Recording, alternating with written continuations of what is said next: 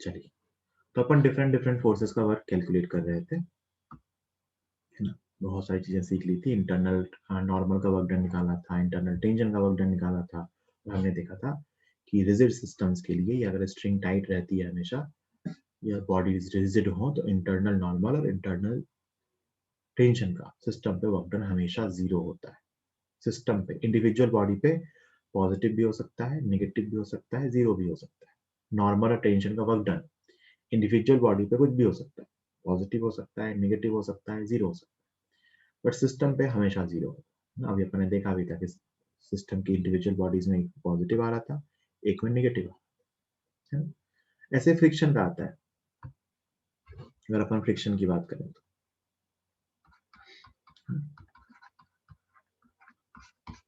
जैसे क्वेश्चन करते हैं सीधा।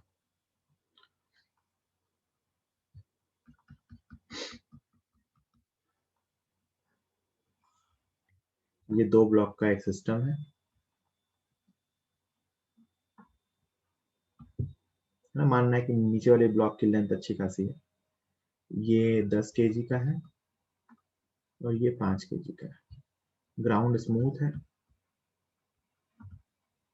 और ये रफ है। यहाँ म्यू दे रखा है आपने को 0.4, है ना। इसको यहाँ से खींचना स्टार्ट करते हैं।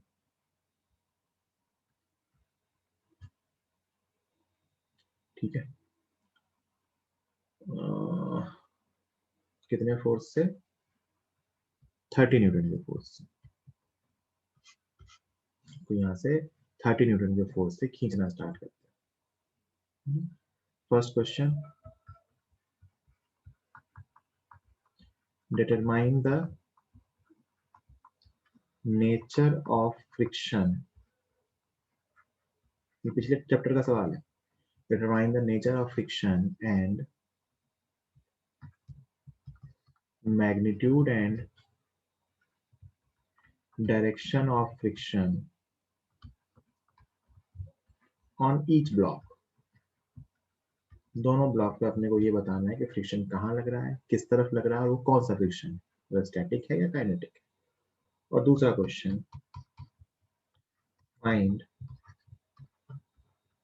Work done by friction on individual blocks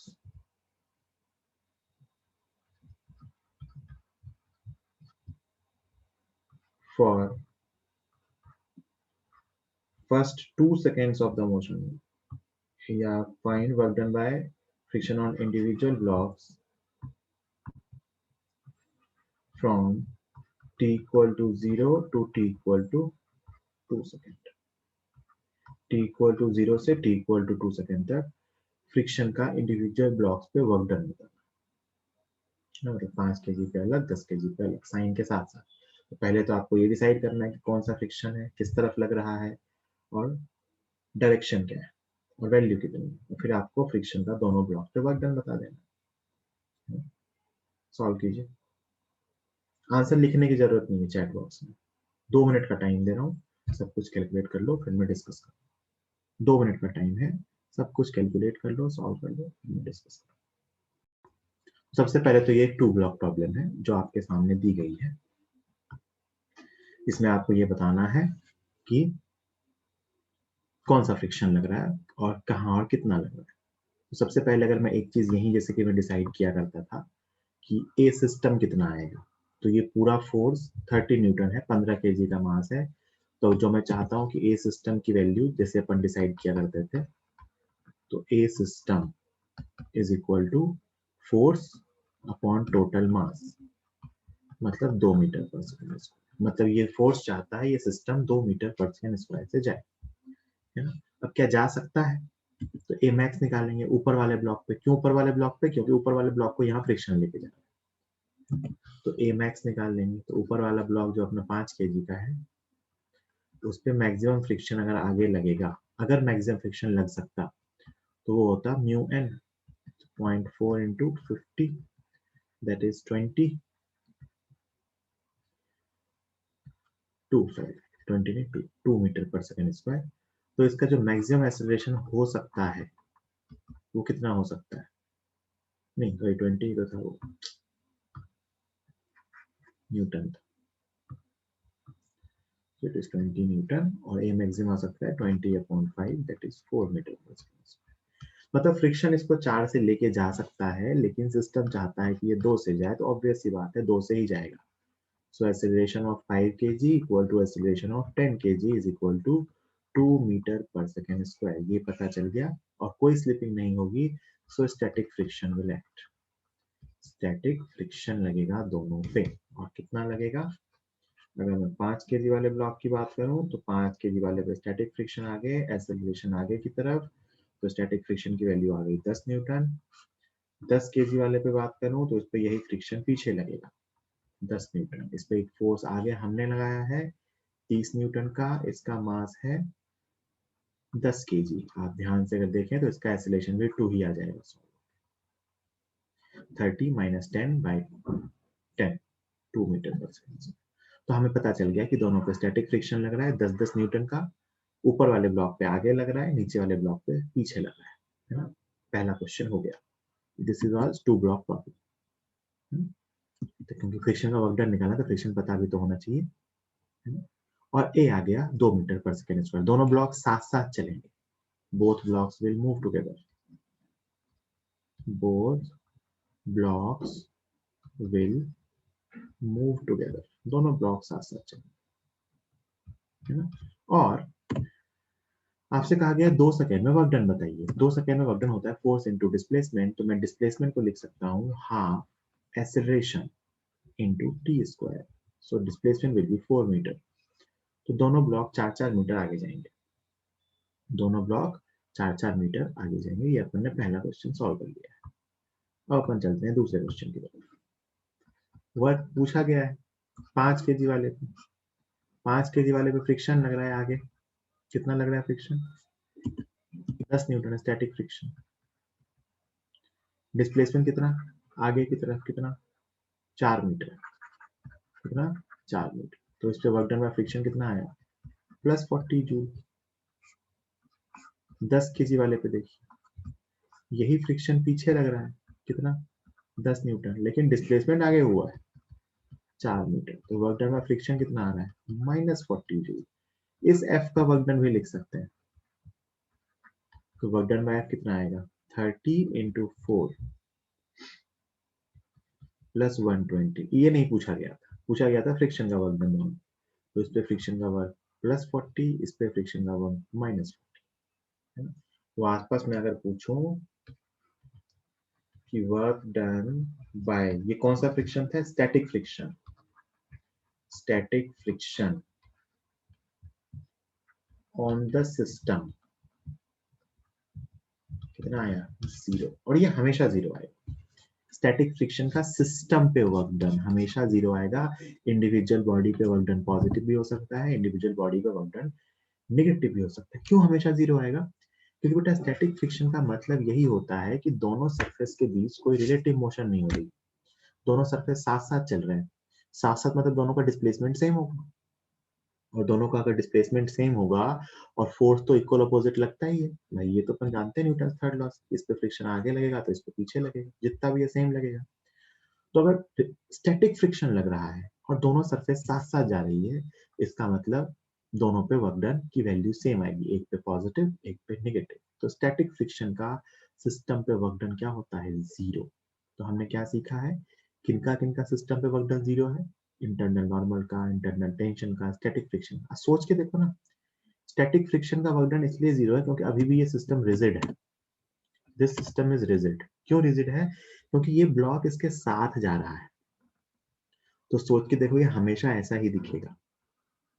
ये सिस्टम हमेशा ऐसा ही दिखेगा। ये ब्लॉक अगर यहाँ कहीं रखा हुआ है तो ये दिखेगा हमें दूर से कि साथ साथ जा रहा है। तो this system actually rigid. Rigid न ही कब होता?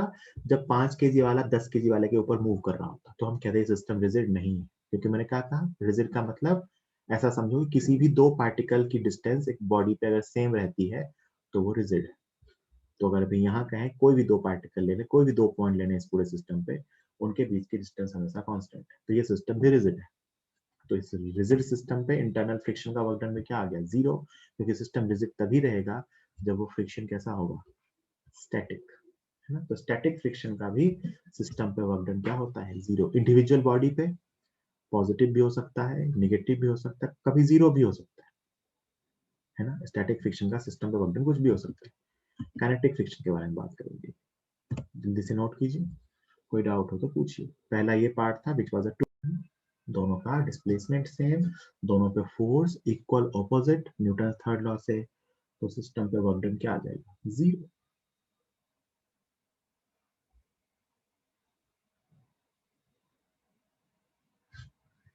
है ना।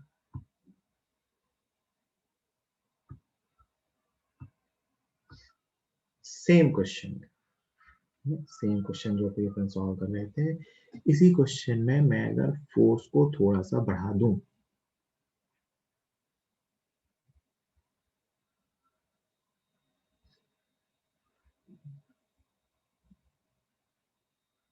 मान लीजिए सेम क्वेश्चन में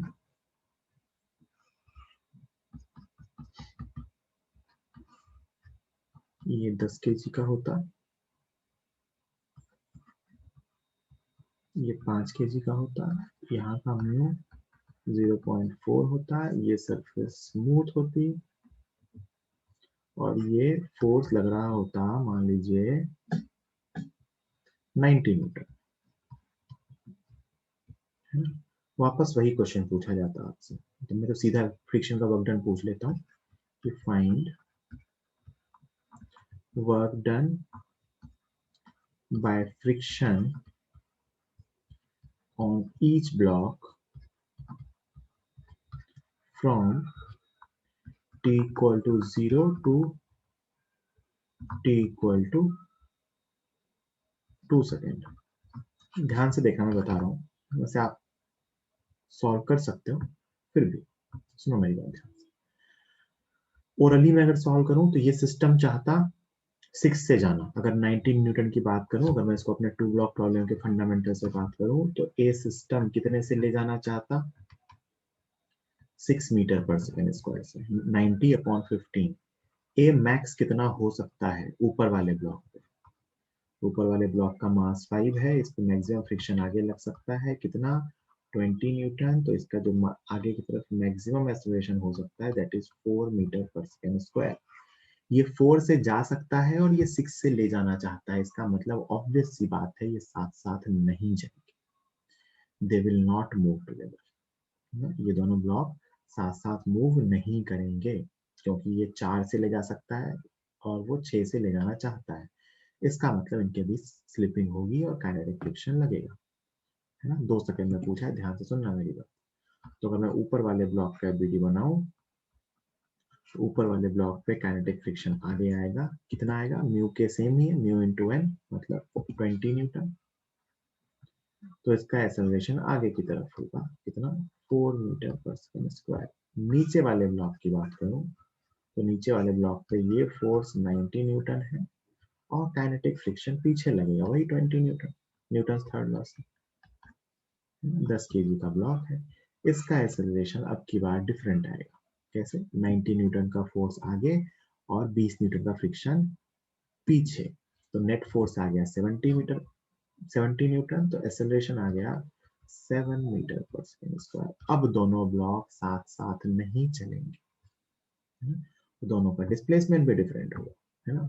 स्लिपिंग हो रही है ना, तो ऑब्वियस सी बात है दोनों का डिस्प्लेसमेंट डिफरेंट होगा। अगर मैं इस ऊपर वाले का डिस्प्लेसमेंट कैलकुलेट करूं, कितने टाइम में कहा गया है, 2 सेकंड में, तो x is equal to u0 मान रहे, तो हाफ इंटू 4 इंटू 2 स्क्वायर, है ना, हाफ 80 स्क्वायर, तो ये 8 मीटर आ गया, ये 8 मीटर आगे जाएगा, और ये कितना आगे जाएगा, x इज इक्वल टू, इसको x1 लिख लो तो इसको x2 लिख रहा हूँ, हाफ इंटू 7 इंटू 2 स्क्वायर, ये 14 मीटर आगे जाएगा।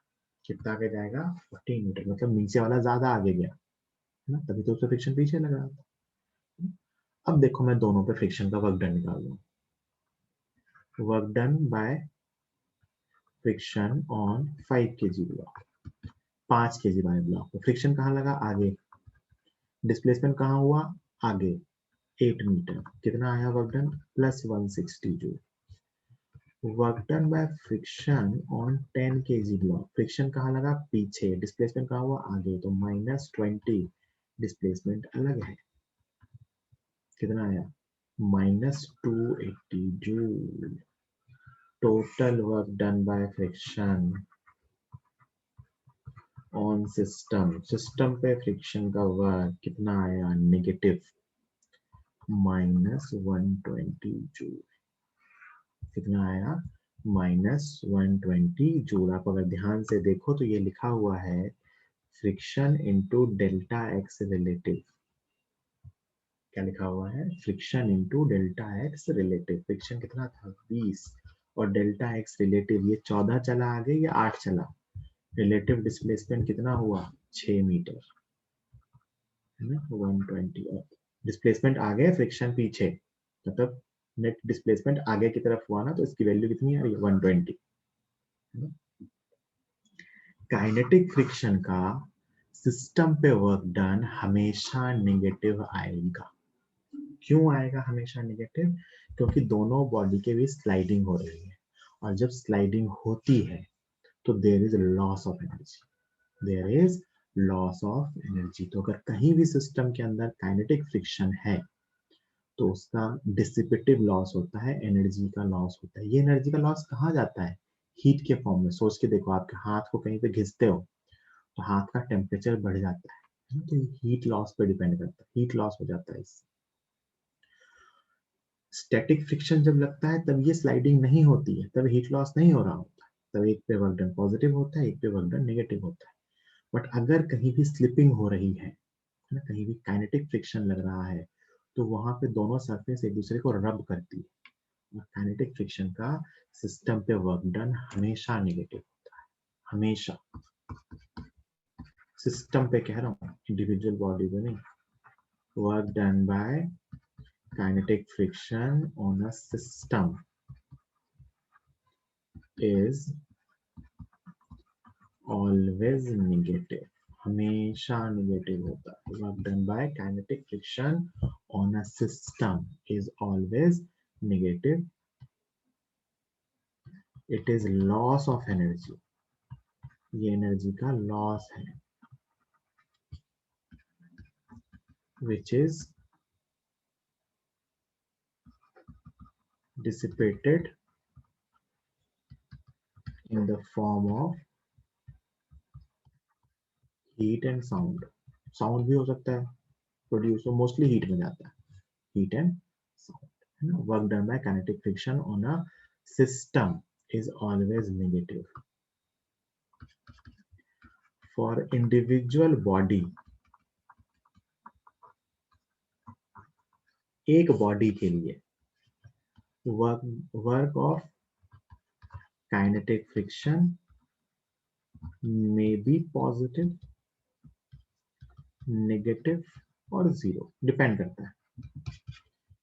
एक बॉडी के लिए फ्रिक्शन का वर्क डन पॉजिटिव भी हो सकता है, नेगेटिव भी हो सकता है और जीरो भी हो सकता है। लेकिन एक सिस्टम पे इंटरनल काइनेटिक फ्रिक्शन जो होता है उसका वर्क डन हमेशा नेगेटिव होता है, क्योंकि वो अंदर ही पूरा होता है और पार्ट्स एक दूसरे के ऊपर मूव कर रहे होते हैं, तो उसके कारण वहां पे एनर्जी का लॉस होता है। सोच के देखिए, ये सिस्टम रिजिड नहीं होगा, क्योंकि ये ब्लॉक एक्चुअली पीछे जाता रहेगा और ये नीचे वाला ब्लॉक आगे जाता रहेगा, तो ये 5 kg वाले ब्लॉक का 10 kg वाले के रिस्पेक्ट में ओरिएंटेशन चेंज होगा।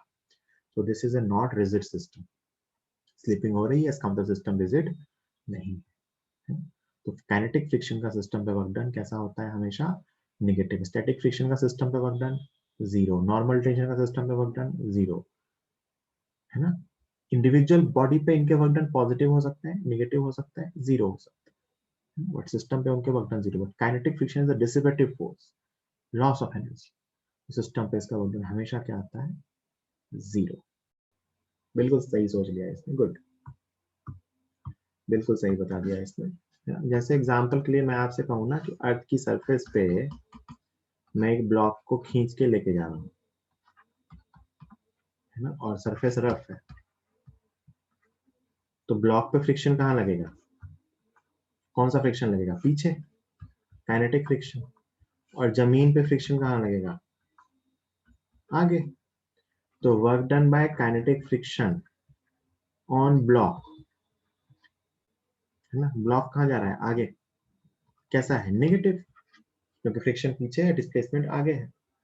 And work done by kinetic friction on surface, zero. Surface move थोड़ी ना हो रही है, सरफेस से वर्क डन कितना है? जीरो। देखो टोटल फ्रिक्शन का work done, total work of kinetic friction, negative और जीरो मिलके कैसा आएगा? नेगेटिव। तो मेरी बात तो बिल्कुल सही है, बट अगर अपन इस केस में बात करें तो काइनेटिक फ्रिक्शन का सिस्टम पे वर्क डन कितना है? नेगेटिव। एक बॉडी पे पॉजिटिव हो सकता है, नेगेटिव हो सकता है और जीरो भी हो सकता है। ठीक है, ऐसा सिस्टम भी सोच सकते थे।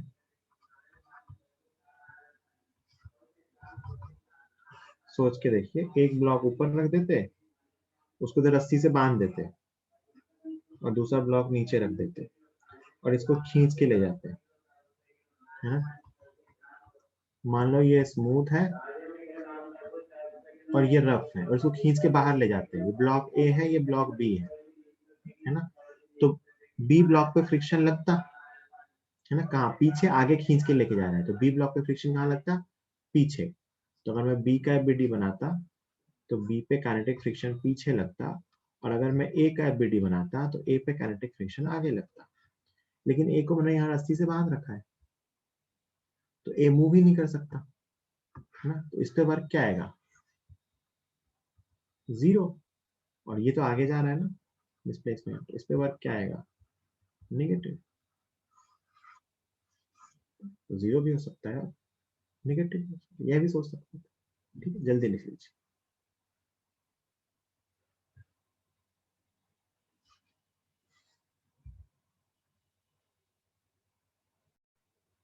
आई होप आपने लिख लिया होगा। तो अपन ने बहुत सारे फोर्सेस के वर्क कैलकुलेट किए सिस्टम के इंटरनल के फॉर्म में। अब मैं अगर इसको एक बार समराइज करूं आपके सामने कि इंटरनल फोर्स के वर्क के लिए मैं एक बात लिखूं कि फॉर अ सिस्टम, एक सिस्टम के लिए sum of internal forces is always zero. बिल्कुल सही। Sum of internal forces is always zero. क्यों? क्योंकि एक्शन रिएक्शन पेयर दोनों सिस्टम के अंदर ही है, तो वो कैंसिल हो जाएंगे। For a system sum of internal forces is always zero, but internal forces can do work on the system, can do work on the system, है ना। इंटरनल फोर्सेस का सम तो हमेशा जीरो होगा, बट वो सिस्टम पे वर्क कर सकते हैं।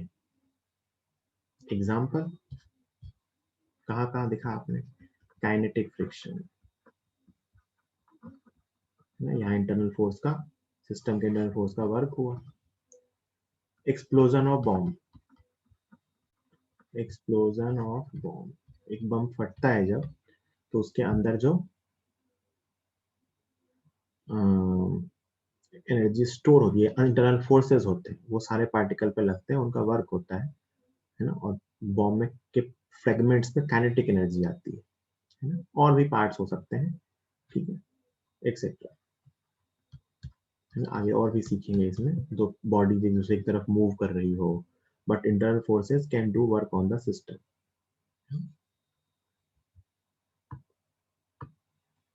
इफ सिस्टम इज रिजिड, अगर सिस्टम रिजिड है, रिजिड सिस्टम की बात करें, रिजिड मतलब उसके कंपोनेंट्स आपस में मूव नहीं कर रहे। देखो सिस्टम इज रिजिड, एक दूसरे के रिस्पेक्ट में सारे कंपोनेंट्स उसके रेस्ट पे, ऐसा मान लो अभी के लिए। Then work done by internal forces will be zero for the system, अगर सिस्टम रिजिड है तो work done by internal forces will be zero for the system. Rigid system के लिए बात सही है। एग्जांपल, कोई भी रिजिड बॉडी हो, नॉर्मल हो, इनका वर्क डन लिख लें अपन, टेंशन का वर्क डन लिख लें, स्टैटिक फ्रिक्शन का वर्क डन लिख लें, जो अपने सीखे भी पीछे रिजिड सिस्टम के लिए, है ना। बट अगर सिस्टम रिजिड नहीं है, इंटरनल फोर्सेस का वर्क हो सकता है। और भी डिफॉर्मेशन हो रहा, ऊपर वाले में लिख रहा हूँ, डिफॉर्मेशन फोर्सेस हो सकते हैं, है ना, स्प्रिंग फोर्स हो सकता है ना? इन सारे फोर्स का वर्क डन आता है ना। काइनेटिक से अपन दो चीजों की टक्कर होती है, दो बॉल्स की टक्कर होती है, तो वहां पे डिफॉर्मेशन होता है, तो इंटरनल फोर्सेस का वर्क आता है। एक्सप्लोजन होता है, इंटरनल फोर्सेस का वर्क आता है। स्प्रिंग फोर्स हो, कहीं दो ब्लॉक के बीच स्प्रिंग लगा रखा हो, तो इंटरनल फोर्स का वर्क आता है ना। तो इंटरनल फोर्स का वर्क आ सकता है, डिपेंड करेगा सिस्टम पे, क्योंकि ये सारे सिस्टम देखो रिजिड नहीं है। ब्लॉक के ऊपर ब्लॉक मूव कर रहा है, बम फट रहा है तो बम का पूरा शेप ही चेंज हो गया। डिफॉर्मिंग फोर्स है मतलब बॉडी का शेप चेंज हो रहा है। स्प्रिंग फोर्स है मतलब दोनों ब्लॉक्स के बीच की डिस्टेंस कम ज्यादा हो रही है ना। तो ये चीज इंपॉर्टेंट है। तो ये दूसरा वाला पॉइंट अपन काफी जगहों पर यूज करेंगे कि अगर सिस्टम रिजिड है हमारा, तो इस पे इंटरनल फोर्सेस का वर्क डन क्या आएगा, जीरो। तो सिर्फ एक्सटर्नल का वर्क डन लिखेंगे। बट अगर सिस्टम रिजिड नहीं है ना, और हमें अंदर कोई डिसिपेटिव फोर्स ऐसा मिल रहा है, तो उनका वर्क डन हमें लिखना पड़ेगा, है ना। मतलब ऐसा या तो एक्सप्लोजन टाइप की कोई चीज हो रही हो, या डिफॉर्मेशन हो रहा हो, या काइनेटिक फ्रिक्शन आ रहा हो, तो उसका वर्क हो सकता है। ठीक है, जल्दी नोट कर लीजिए। आगे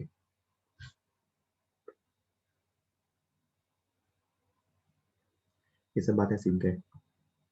एक ऐसे ही मैं ट्रू फॉल्स पूछता हूँ।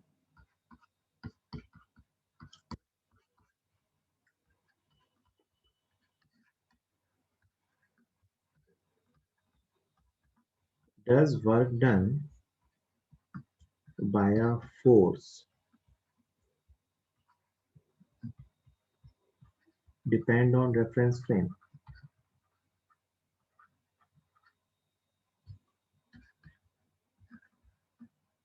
Does work done by a force on a body,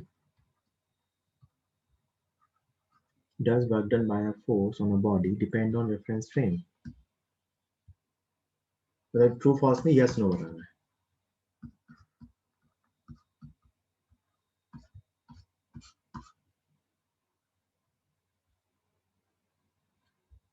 क्या एक फोर्स का वर्क डन रेफरेंस फ्रेम पे डिपेंड करता है? सोचो, थोड़ा सोचो सोचो। फोर्स के वर्क डन को क्या लिख सकते हैं, force into displacement. Force reference frame पे डिपेंड नहीं करता, लेकिन डिस्प्लेसमेंट तो रेफरेंस फ्रेम पे डिपेंड करता है। तो आंसर है हाँ। आंसर है हाँ, बिल्कुल yes. Work done bye a force depends on reference frame. क्यों? क्योंकि आपने क्या सीखा बेटा कि वर्क डन को लिखते हैं फोर्स इनटू डिस्प्लेसमेंट। रफली ऐसा लिख दूं तो force into displacement. This does not depend on reference frame. Force reference frame पे डिपेंड नहीं करता। Does not depend on reference frame. और ये depends on reference frame. Displacement तो हर फ्रेम के लिए डिफरेंट डिफरेंट होता है। Depends on reference frame. ठीक है। तो क्योंकि डिस्प्लेसमेंट हर रेफरेंस फ्रेम से डिफरेंट हो सकता है, इसीलिए हमें कहना होगा कि वर्क डन जो बाय एक फोर्स का होगा, वो एक फोर्स का एक बॉडी पे वर्क डन, वो रेफरेंस फ्रेम पे डिपेंड करेगा। ठीक है। दूसरा, जल्दी लिख लो ये स्टेटमेंट सब लोग। दूसरा,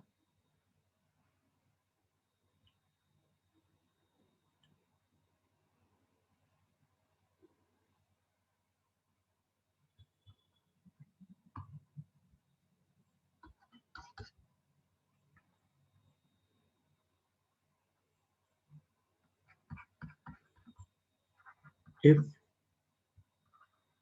we are calculating work done from a non-inertial frame. non-inertial frame का मतलब आपको बताया था, जिसका acceleration non-zero. If we are calculating work done from a non-inertial frame, do we have to consider work of pseudo force? Yes or no? अगर हम non inertial frame से work done calculate करेंगे तो क्या हमें सूडो फोर्स का work लेना होगा? बिल्कुल लेना होगा। आंसर है हाँ, बिल्कुल लेना होगा भाई, ये मैथमेटिकल करेक्शन है, बिल्कुल लेना होगा, क्योंकि उसके अकॉर्डिंग काइनेटिक एनर्जी भी आती है। अलग अलग फ्रेम से देखने पे काइनेटिक एनर्जी डिफरेंट डिफरेंट होती है। तो आप अगर नॉन इनर्शियल फ्रेम से सॉल्व करने जाते हो तो आपको सूडो फोर्सेस का वर्क भी लेना है ना। तो यही मैं आपको अगला टॉपिक एक छोटा सा बताऊंगा, work done bye pseudo force.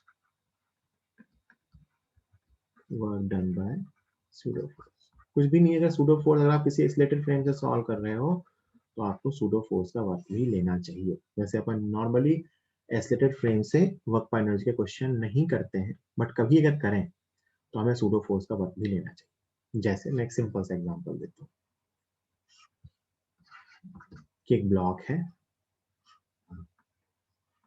Smooth ground पे रखा हुआ है और मैं इसको इधर की तरफ खींच रहा हूँ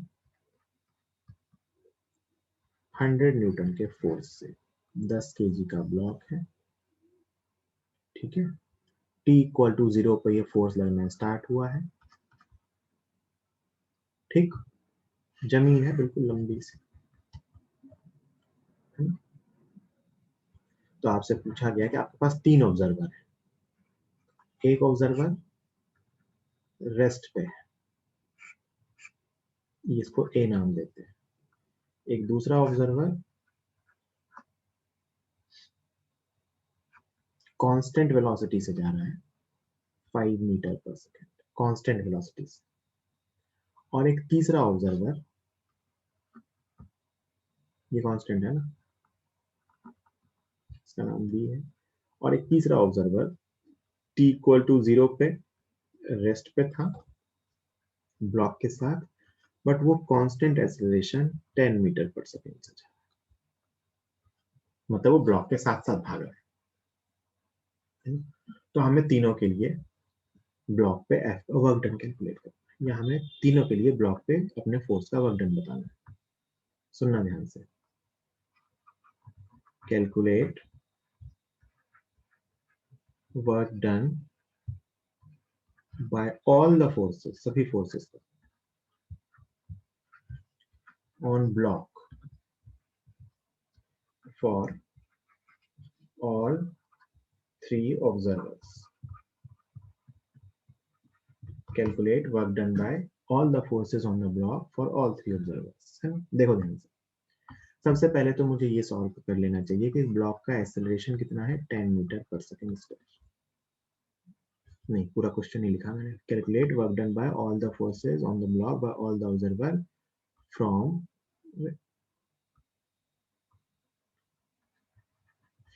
t equal to 0 to t equal to 2 second.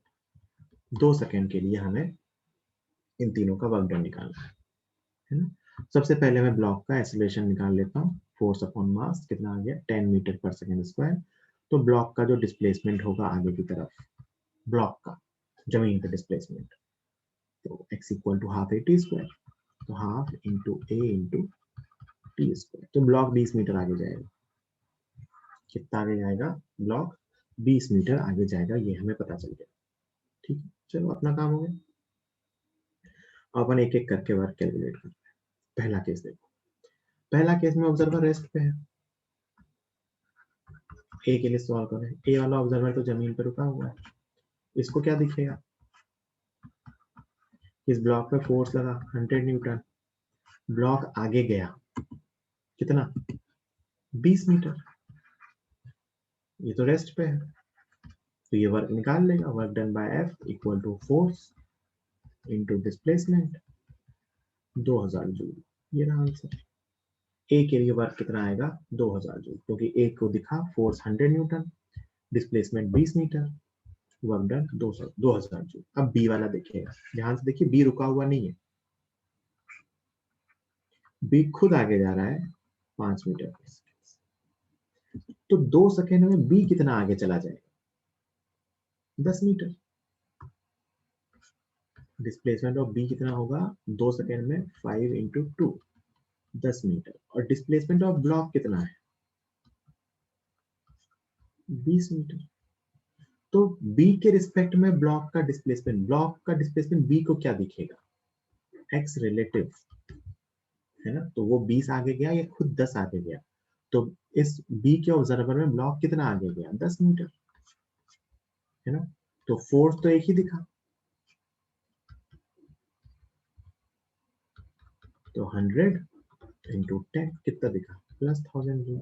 अच्छा एक बात सब लोग मुझे बताओ, इस बी वाले ऑब्जर्वर को ब्लॉक पे सूडो फोर्स दिखेगा नहीं दिखेगा, चैट पे लिख के बताना। बी वाले ब्लॉक को, बी वाले ऑब्जर्वर को ब्लॉक पे सूडो फोर्स दिखेगा नहीं दिखेगा? गुड प्रियांशु, गुड, नहीं दिखेगा। सूडो फोर्स एक्सेलरेटेड ऑब्जर्वर के लिए लगाते हैं, ये ऑब्जर्वर कांस्टेंट वेलोसिटी से जा रहा है, इसको सूडो फोर्स नहीं दिखेगा क्योंकि इसका एक्सेलरेशन 0 है। ठीक है, ध्यान रहे ये चीज। तो इसको उस ब्लॉक पे एक ही फोर्स दिखेगा 100 न्यूटन का, और रुकेगा फोर्स 100 न्यूटन, और रिलेटिव डिस्प्लेसमेंट 10 मीटर। देखो रिलेटिव डिस्प्लेसमेंट निकालना पड़ेगा, क्यों? क्योंकि ये खुद भी चल रहा है, तो 1000 जूल। तो देखो वर्क डन रेफरेंस फ्रेम पे डिपेंड कर गया, इस फ्रेम से देखा तो वर्क डन आया 2000 जूल, इस फ्रेम से देखा तो वर्क डन आया 1000 जूल। देखो तीसरे फ्रेम से देख रहे हैं, तीसरा ऑब्जर्वर,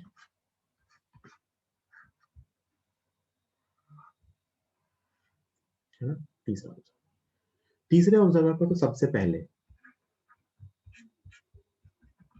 अगर ये इस पे वर्क निकालेगा, तो इस पे एक तो ये कहेगा फोर्स आ रहा है 100 न्यूटन, है ना, और ये खुद, इसका इनिशियल वेलोसिटी तो 0 थी, बट इसका एक्सेलरेशन है 10 मीटर पर सेकंड। ये कहेगा क्योंकि मैं खुद एक्सेलरेटेड हूं तो मुझे पीछे की तरफ एक सूडो फोर्स भी लगाना चाहिए, कितना, mass of object into acceleration of observer, तो सूडो फोर्स की वैल्यू पीछे आ जाएगी 100 न्यूटन। ये फोर्स है, ये सूडो फोर्स है, तो ये ऑब्जर्वर कहेगा भाई ये ब्लॉक मूव ही नहीं कर रहा, acceleration of block is 0, so displacement of block is 0। इसके लिए ब्लॉक का डिस्प्लेसमेंट कितना है 0, तो इसके लिए वर्क डन बाय एफ कितना आएगा, ये क्या देखेगा एफ ने कितना वर्क किया 100 इंटू 0, तो 0। इसके लिए सूडो फोर्स ने कितना वर्क किया, work done bye pseudo force, force 100 displacement 0, 0, तो इसके लिए टोटल वर्क भी कितना है 0, है ना। हो सकता है ये ब्लॉक आगे जा रहा होता, है ना, मैं मान लो मैंने इसका एक्सेलरेशन 10 की जगह 8 दिया होता, तो इसको दिखता कि ब्लॉक आगे जा रहा है, तो उस केस में एफ का वर्क डन पॉजिटिव आता, सूडो फोर्स का वर्क डन नेगेटिव आता, और दोनों इक्वल नहीं आते, तो नेट कुछ वर्क डन आता, है ना, उस केस में नेट अपने को कुछ वर्क डन मिलता है। इस केस में नेट वर्क डन 0 आ रहा है, उस आदमी को दिख रहा है कि ब्लॉक रुका हुआ है ना। तो जो वर्क डन होता है वो रेफरेंस फ्रेम पे डिपेंड करता है, हमें सूडो फोर्स का वर्क डन भी लिखना पड़ेगा। यहाँ बाई चांस सूडो फोर्स और फोर्स बैलेंस हो रहा है, इसीलिए सूडो फोर्स का वर्क डन 0 है। कभी गलती से ये मत सोच लेना कि सूडो फोर्स का वर्क डन हमेशा 0 होगा। मैं एक और एग्जांपल लेके बताता हूँ, तो मैं तुम बाद में ना खेल कर दोगे। सिंपल सा है, फिर से फिर थर्ड ऑब्जर्वर वाला केस, यही सेम क्वेश्चन है। इस पे इधर की तरफ 100 न्यूटन फोर्स है, 10 केजी का है, टी इक्वल टू 0 पे लगना स्टार्ट हुआ है, तो और एक ऑब्जर्वर है जिसका acceleration 5 metre per second square, T equal to 0। एक ऑब्जर्वर है जिसका एक्सेलरेशन टी इक्वल टू 0 से 5 मीटर पर सेकेंड स्क्वायर है, इनिशियल वेलोसिटी 0 थी। अब आपसे पूछा जाए कि सारे फोर्सेस का वर्क बताइए, तो ध्यान से देखना मेरी बात। ये कहेगा एक तो इस पे पीछे की तरफ एक सूडो फोर्स आएगा, कौन सा फोर्स आएगा, सूडो फोर्स, जिसकी value mass of object into acceleration of observer 50। अब ये खुद सॉल्व कर रहा है, है ना। तो इसको दिख गया 50 न्यूटन का फोर्स पीछे, 100 न्यूटन का फोर्स आगे, तो इसको दिखेगा एक्सेलरेशन, ये आगे की तरफ एक्सेलरेट होगा कितने से 50/5, 50/10, 5 मीटर पर सेकेंड। ये इसको दिख रहा है, तो ये एक्चुअली रिलेटिव एक्सेलरेशन ही है। आप इसको रिलेटिव से सॉल्व करो तो ये 10 से जा रहा है, ये 5 से जा रहा है, ये रिलेटिव एक्सेलरेशन ही है। बट मैं इसको रिलेटिव से नहीं कह रहा हूँ, मैं तो कह रहा हूँ इसने अपने लिए एफबीडी बनाया, सॉल्व किया तो ए आ गया, इसको 5 5 दिख रहा है। तो इसके लिए एक्स कितना आएगा, रिलेटिव एक्स जो इसको दिखेगा, तो हाफ इंटू ए इंटू वही 2 सेकेंड निकाल लेते हैं, T equal to 0 to T equal to 2 square. तो इसको दिखेगा ये ब्लॉक आगे गया कितना 10 मीटर, कितना आगे गया ये ब्लॉक 10 मीटर। इसको दिखेगा कि ब्लॉक 10 मीटर आगे गया, एक्चुअल तो कुछ और आगे गया होगा, बट हमें उससे मतलब नहीं।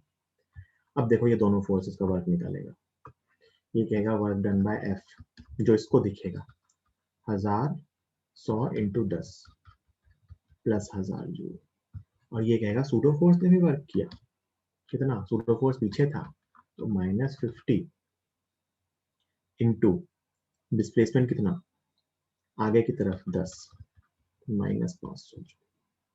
तो ये कहेगा जो सूडो फोर्स का वर्क है वो -500 जूल है, और जो एफ का वर्क है वो +1000 जूल। तो इसको दोनों का वर्क इसको भी दिखेगा। तो ध्यान रखना, मैंने कभी ये नहीं कहा है कि सूडो फोर्स का वर्क हमेशा 0 आएगा या हमेशा पॉजिटिव नेगेटिव आएगा। मैंने सिर्फ ये कहा है कि अगर हम एक एक्सीलरेटेड फ्रेम से सॉल्व करेंगे और हम सूडो फोर्स बनाएंगे, तो हमें क्वेश्चन में वर्क एनर्जी थ्योरम जो आगे यूज करेंगे वो यूज करते टाइम सूडो फोर्स का वर्क भी लिखना चाहिए। सूडो फोर्स का वर्क बिल्कुल वैसे ही लिखेंगे, सूडो फोर्स इनटू डिस्प्लेसमेंट, ध्यान रहे, जल्दी से नोट कीजिए। तो वर्क डन जो है, ओवरऑल वर्क डन सारे फोर्सेस का, वो सिस्टम वो डिस्प्लेसमेंट पे डिपेंड करता है। तो वहां से अपन ने ये भी सीखा कि वर्क डन जो है, और जो सोचो वो वर्क डन कहाँ जाएगा, चेंज इन काइनेटिक एनर्जी के फॉर्म में। कहाँ जाएगा, चेंज इन काइनेटिक एनर्जी के फॉर्म में। तो क्योंकि काइनेटिक एनर्जी मतलब स्पीड, और स्पीड भी रेफरेंस फ्रेम पे डिपेंड करती है, तो इसका मतलब वर्क डन भी रेफरेंस फ्रेम पे डिपेंड करेगा।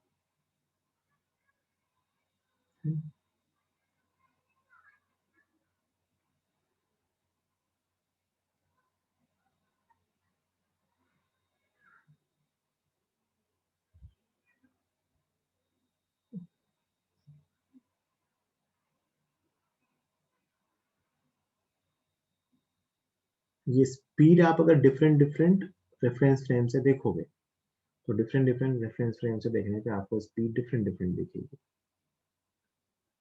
तो डिफरेंट डिफरेंट स्पीड दिखेगी, तो आप जब सारे फोर्सेस का वर्क डन कैलकुलेट करोगे, तो वही मैंने पीछे बताया, we are calculating work done for a non-inertial frame, we have to consider work done of pseudo force, and work done by a force on a body depends on reference frame। बिल्कुल, एक statement है जो आप ध्यान रख लो चाहो तो, है ना, एक इसको फैक्ट की तरह भी ध्यान रख सकते हो, मैं इसको एक्सप्लेन भी कर दे रहा हूँ। Work done by kinetic friction, किसका work done, kinetic friction, work done by kinetic friction on a system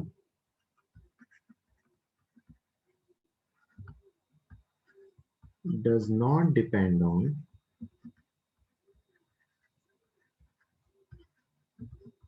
reference frame। Kinetic friction का, मैं सारे फोर्सेस का नहीं कह रहा, मैं सिर्फ कह रहा हूँ कि काइनेटिक फ्रिक्शन का वर्क डन जो होता है वो रेफरेंस फ्रेम पे डिपेंड नहीं करता है। इसको मैं प्रैक्टिकली कैसे एक्सप्लेन कर सकता हूँ, फिर मैं बताऊंगा ऐसा हो क्यों रहा है। कि मैंने क्या कहा, काइनेटिक फ्रिक्शन का जो भी वर्क डन होता है वो कहाँ जाता है, हीट के फॉर्म में, है ना। The negative work of kinetic friction is dissipated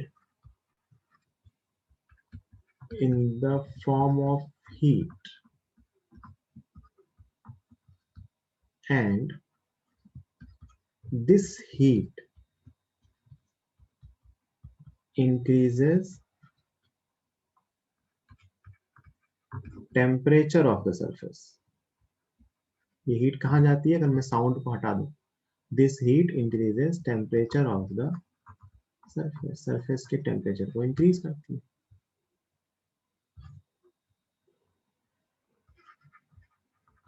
change in temperature, साथ साथ लिखते चलो, change in temperature does not depend on reference frame. भाई अगर एक सरफेस के टेम्परेचर में 1 डिग्री सेल्सियस का चेंज हुआ तो 1 डिग्री सेल्सियस का चेंज है, किसी फ्रेम से देखो। Change in temperature does not depend on reference frame.